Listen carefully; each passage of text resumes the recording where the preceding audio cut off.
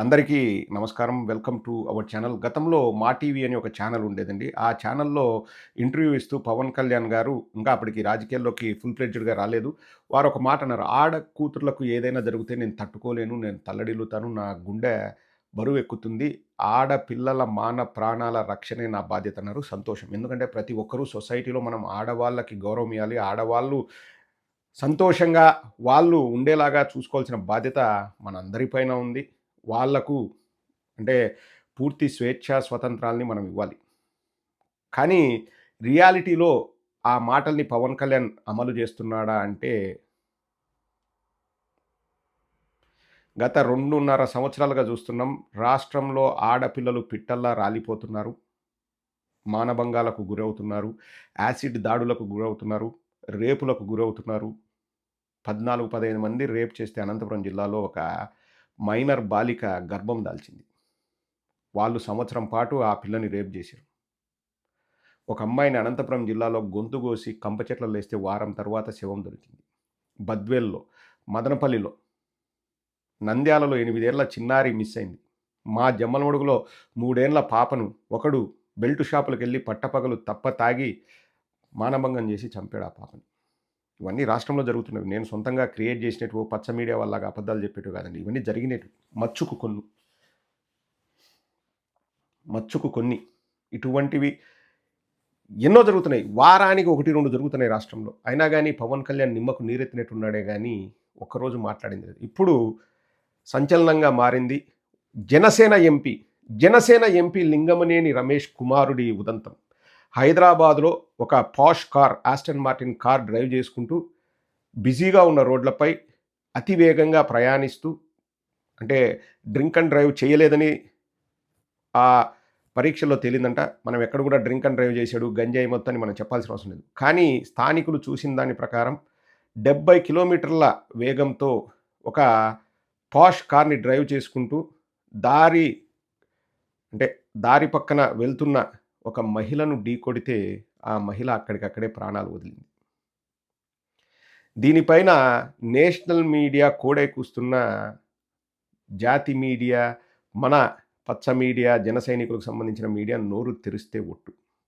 అర్నబ్ గోస్వామి గారు స్వయంగా ఏం మాట్లాడుతున్నారో ఒక్కసారి వినండి. తర్వాత ఐ విట్నెస్ ఒకతను నిజంగా హ్యాట్స్ ఆఫ్, ఆరి పేరు Nagaraju, hats off to Nagaraju గారు, ఎంతో చక్కగా మాట్లాడారు. ఒకసారి ఐ విట్నెస్ చెప్పేదానికంటే ముందు అర్నబ్ గోస్వామి గారు ఏం చెప్తున్నారో వినండి. Yeah, why did you not arrest him? Why is he not in jail?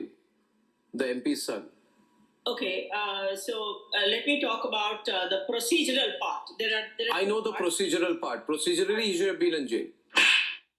Procedurally, the Supreme Court and High Court jurisprudence make it absolutely clear that when you are driving a high-performance vehicle in a busy public area in a manner that you know is likely to cause death, it is not negligence, right? And therefore, it must be evaluated under Section 105. Under that law, it's culpable homicide. He should have been arrested. Now, you have given him an easy ride and said it's by negligence. That is where the state government is protecting him. Why don't you apply the correct section of the law? So, Arnab, first of all, when we see what the police had to say, of course, they followed the BNS 1061, and it is BNS 105 which applies here, ma'am, not 1061. Imprisonment is less than 7 years, of course. So no. That depends on the schedule applied. One second. The police has helped him by filing him under an easier section. Arnab Goswami గారు క్లియర్గా చెప్తున్నారు. High performance వెహికల్లో అతివేగంగా ప్రయాణించి ఒక మనిషి ప్రాణాలు తీస్తే బిఎన్ఎస్ సెక్షన్ 105 పెట్టాలి, కానీ బిఎన్ఎస్ సెక్షన్ 106 పెట్టి పోలీసులు అతనికి సహాయం చేశారు. అది నెగ్లిజెన్స్ కాదు, కల్పబుల్ హోమిసైడ్. అంటే ఉద్దేశపూర్వకంగానే చంపినట్లు అవుతుంది. ఎందుకు ఉద్దేశపూర్వకంగా అంటే ఆ రోడ్లల్లో, బిజీగా ఉండే రోడ్లల్లో 70 కిలోమీటర్లు, 80 కిలోమీటర్ల వేగంతో గంటకి వెళ్ళకూడదు అన్నది ప్రాథమిక విషయం. అంటే డ్రైవింగ్ లైసెన్స్ ఎవరికైనా ఆ విషయం తెలియాలి. అతనికి తెలిసి కూడా చేసాడంటే it's a culpable homicide, not negligence. BNS 105 చట్టం ప్రకారం అతనికి శిక్ష పడాలి, కానీ 106 పెట్టి పోలీసులు సహాయం చేస్తున్నారు అని చెప్పేసి అర్నబ్ గోస్వామి గారు చెప్పారండి. నేషనల్ మీడియాలో ఇన్ని డిబేట్లు జరుగుతుంటే పచ్చ మీడియాలో ఒక్కటైనా ఒక వార్త అయినా వచ్చిందే? పవన్ కళ్యాణ్ ఏమైనా స్పందించాడా? ఆడ కూతురికి అన్యాయం జరిగితే నేను తట్టుకోలేను, తల్లడిల్లుతాను, నా వల్ల కాదు అని మాట్లాడిన పవన్ కళ్యాణ్ ఏమైనా స్పందించాడా? రాజమండ్రిలో ఒక వైద్య విద్యార్థిని తనువు చాలిస్తే పవన్ కళ్యాణ్ స్పందించాడా? ఆడ కూతురు కాదా? బాధేస్తదండి. అంటే ఇప్పుడు మనల్ని అడిగారు. కింద కామెంట్ సెక్షన్‌లో పెట్టేవాళ్ళు వెటకారంగానే మనల్ని అడిగారు. జోగి రమేష్ గారి ఉదంతం గురించి మీరు స్పందించండి అంటే నేను మాట్లాడాను. తప్పే. నేను పిలిపిచ్చా. రేపొద్దున జోగి రమేష్‌కు సీట్ వచ్చినా ఒకసారి మీరు ఆలోచించుకునే ఓటు వేయండి. ఏదో మా పార్టీయా, ఇంకోటని గాకుండా వాళ్ళ గతమేంటి, వాళ్ళ వ్యక్తిగతంగా వాళ్ళు ఎంత మంచి చేస్తున్నారు అన్నది కూడా అవగాహన చేసుకొనే మీరు ఓటేయండి అని నేను చెప్తున్నాను. నేను ఎక్కడ కూడా పారిపోయే ప్రయత్నం చేయలేదు. ఏ విషయం పైనైనా నేను మాట్లాడడానికి సిద్ధం. ఒక వివేకానంద రెడ్డి గారి హత్య విషయంలో నేను డే 1 నుంచి నేను మాట్లాడుతున్నాను. వాళ్ళేదో ఇరుకున పెట్టాలని చూస్తారు. మేము ఏ రోజు కూడా వెనకడుగు వేయలేదు. ఎందుకంటే వివేకానంద రెడ్డి మా మనిషి. మా పార్టీలో ఉన్నారు. మేము మాట్లాడుతున్నాం. ఎనీ ఇష్యూ అండి నేను మాట్లాడాను. ఏ ఇష్యూ పైన కూడా తప్పైతే తప్పని చెప్తాం. అంతే. మేబీ ఇంటెన్సిటీలో చేంజ్ ఉండొచ్చు కానీ తప్పైతే తప్పు. కానీ పవన్ కళ్యాణ్ గారు ఇట్లా ఆడకూతుర్లు యాక్సిడెంట్లకు గురై నెగ్లిజెన్స్‌తో కల్పబుల్ హోమిసైడ్ రాజమండ్రిలో అట్లే జరిగింది. ఇప్పుడు హైదరాబాద్‌లో స్వయంగా వాళ్ళ ఎంపీ కొడుకు చేసాడు. కానీ మాట్లాడు. ఇదే విషయంపై ఐ విట్నెస్ అక్కడ చూసిన వ్యక్తి హ్యాట్స్ ఆఫ్ టు నాగరాజు గారు. వారి పేరు నాగరాజు. హ్యాట్స్ ఆఫ్ అండి. నిజంగా ఆయన మాట్లాడిన విషయము ప్రతి ఒక్కరికి ఇట్స్ ఐ ఓపెనర్. ఒక్కసారి ఆయన ఏం మాట్లాడతారో వినండి. అంటే ఆయనేమి రాజకీయాల కోసము మాట్లాడట్లేదు. బాధతో ఒక కూతురు రోడ్డు పైన గిలగిలా కొట్టుకొని చనిపోతే ఆ చూసి బాధతో అతను మాట్లాడుతున్నాడు. ఆవేదనతో మాట్లాడుతున్నాడు. ఒక్కసారి వినండి. You are an eyewitness to this case, sir. You are therefore very Yes, I was there. No, one. Now, you tell us. Nagaraju గారు. What did you see? What were you doing? Tell us what you saw.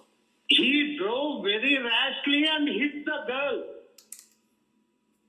He was not looking at the street.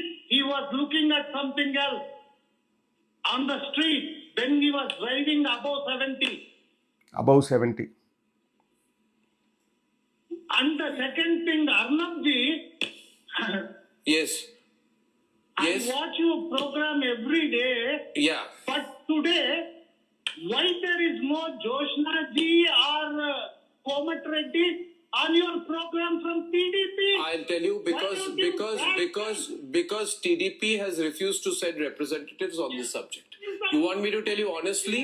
And he come back and this thing by killing the person. If you want, I'll call Jyotsna ji live on the program. I think they should Again, come. you should have taken her live. You should have asked Komat Reddy to come and give an explanation. Because if the person who killed the girl, innocent girl, is the son of an MP from Janasena who has given Chandrababu Naidu his house for leave. I'll tell you one thing. I'll do something I don't do very often.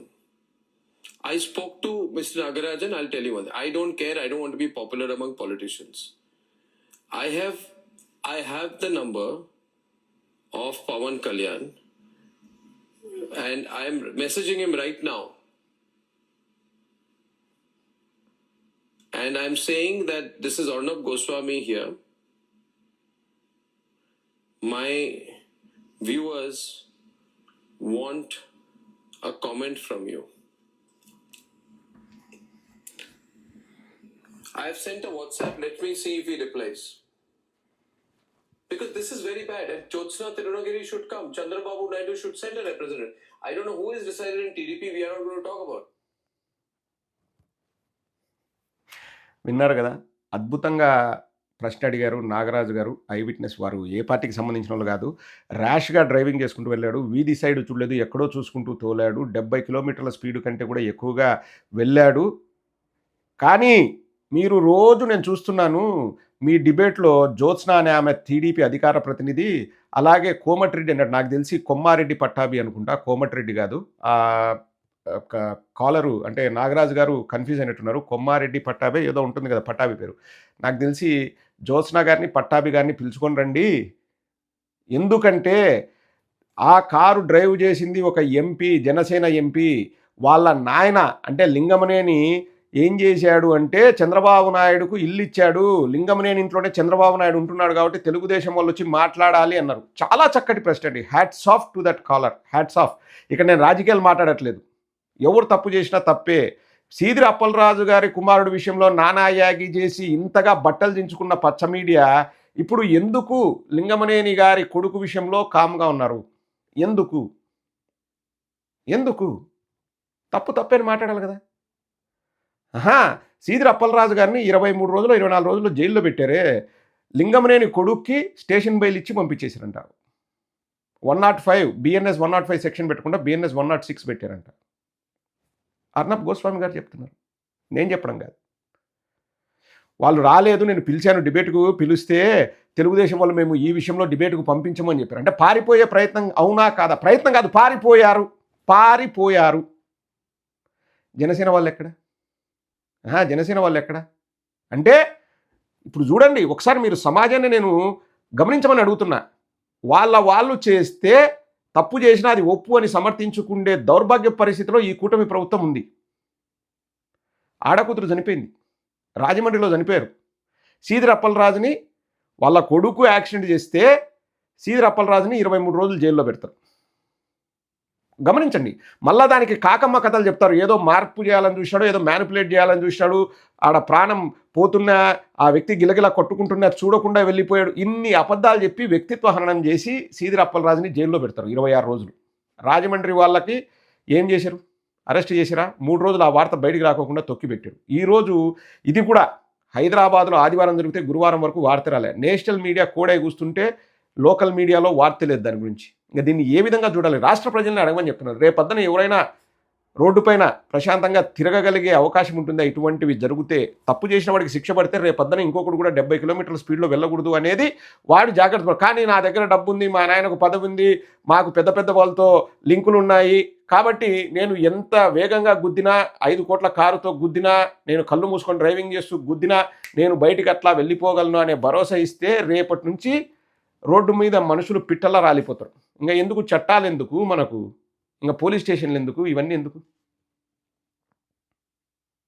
ముగించే ముందు ఇంతకుముందు పవన్ కళ్యాణ్ గారు ఆడకూతుర్ల గురించి ఏం మాట్లాడారో ఒకసారి చూపిస్తాను. అది చూపించేసి మనం ఒకసారి ఆలోచించి మనం ముగిద్దాం. ఎందుకో తెలీదు, ఆడపిల్లలకు అన్యాయం జరిగితే మటుకు నా కడుపు రగిలిపోతుంది. నిజంగా రగిలిపోతుంది. అది ఎందుకు మరి చిన్నప్పటి నుంచి నాకు అది ఎందుకు ఉందో నాకు తెలియదు. వాళ్ళకి నాకు ఎందుకంటే అమ్మాయిలు ఏడిపించే వ్యక్తులను చూస్తే నాకు కోపం వచ్చేస్తాయి. వాళ్ళు ఏం చేయలేరు కదా. 10 మంది కుర్రాళ్ళు కూర్చొని అమ్మాయిని గేలు చేస్తుంటే ఏం చేస్తారు వీళ్ళు? అలా అమ్మాయిలు అలా తిరిగి పాపం పారిపోతుంటారు. వాళ్ళని ఎవరు అడ్డుకోరు. అవన్నీ నా సినిమాలో కనిపిస్తూ ఉంటాయి. స్వయంగా పవన్ కళ్యాణ్ గారు చెప్పిన మాటలే నేను ఇక్కడ ప్లే చేస్తున్నాను. ఆడపిల్లలకు అన్యాయం జరిగితే రగిలిపోతుందంట, కడుపు మండుతుందంట, గుండె రగులుతుందంట. రాజమండ్రిలో వైద్య విద్యార్థిని చనిపోతే కనీసం ఆ తండ్రిని పరామర్శించినావా? ఆ కుటుంబానికి అండగా ఉన్నావా? మీ సొంత ఎంపీ లింగమనేని రమేష్ కొడుకు అతివేగంగా ఖరీదైన కారులో రద్దీగా ఉండే రోడ్డులో 70 కిలోమీటర్ల కంటే ఎక్కువ వేగంతో వాహనాన్ని నడిపి గుద్ది చంపితే కనీసం ఆ కుటుంబాన్ని కనీసం పలకరించే ప్రయత్నమైనా చేసినావా? మీ వాళ్ళు చేస్తే ఏం రగలదు, ఏం కాదు. ఆపోజిషన్ వాళ్ళు చేస్తే రగులుతుందా? అంటే ప్రతిదీ రాజకీయమైన పవన్ కళ్యాణ్ గారు.